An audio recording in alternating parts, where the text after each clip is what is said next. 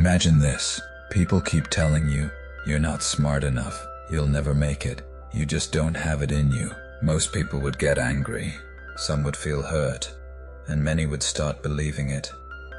But there was one man who heard this his entire life. Teachers said, "This boy is slow, he doesn't understand anything."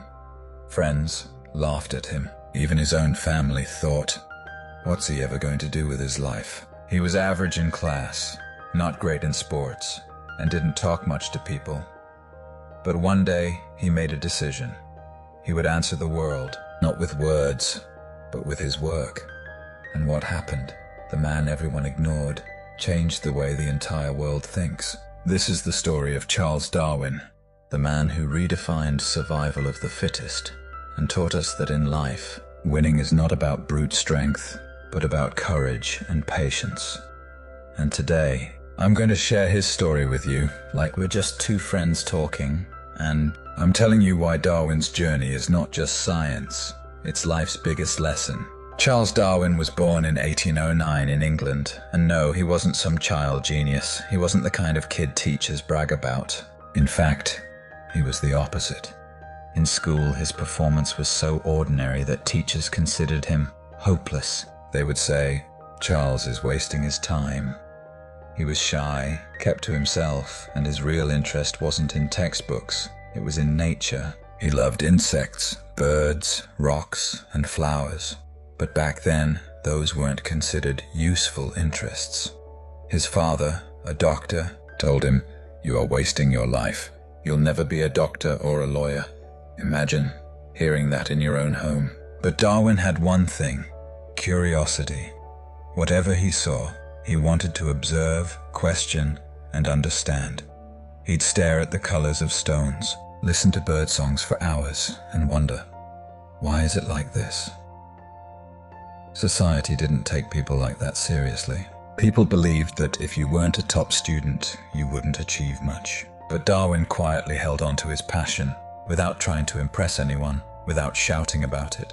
The first lesson: your worth is not defined by your report card. Sometimes, the average kids go on to do the most extraordinary things if they keep their curiosity alive. Darwin's real journey began when he got the chance to sail on a ship called the HMS Beagle.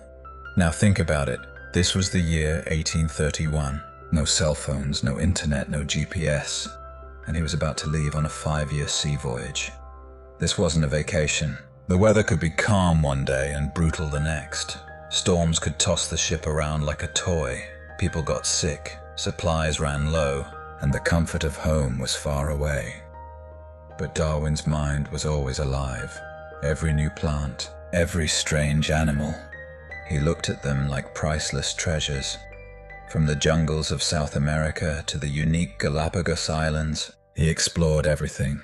He wrote detailed notes, made sketches, collected samples, always asking questions. On this journey, he learned something big. Without risk, there's no discovery.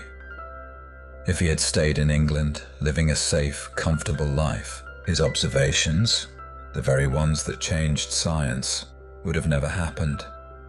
That's the thing about growth.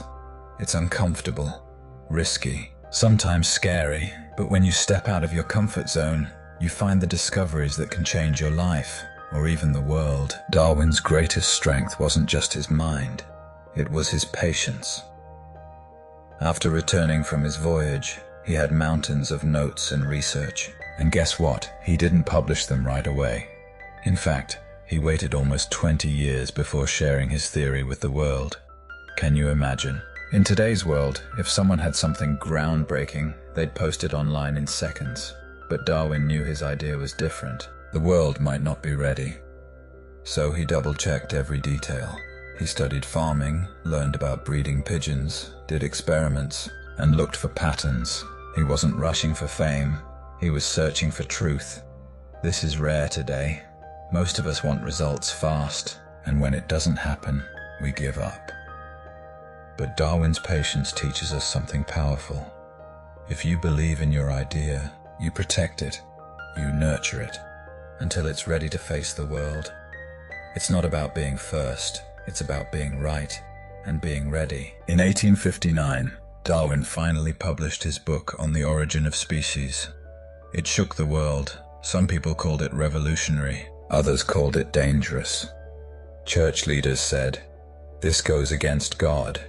Many scientists said, "This is madness."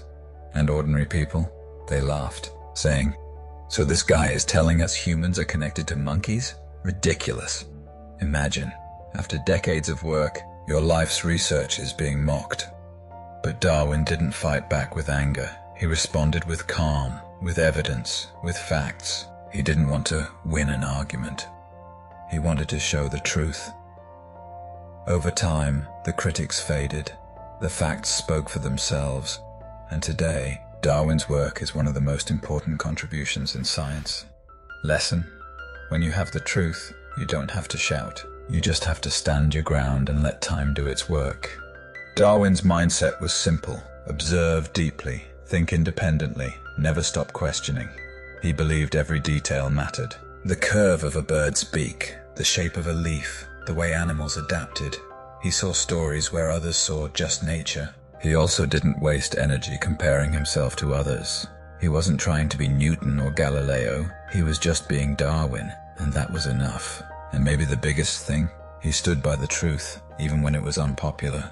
That's hard to do, but it's the difference between following the crowd and leading a change. His life is proof that success isn't built in one giant leap. It's built in tiny observations, small questions, and the courage to follow where they lead, even if you walk alone for a while.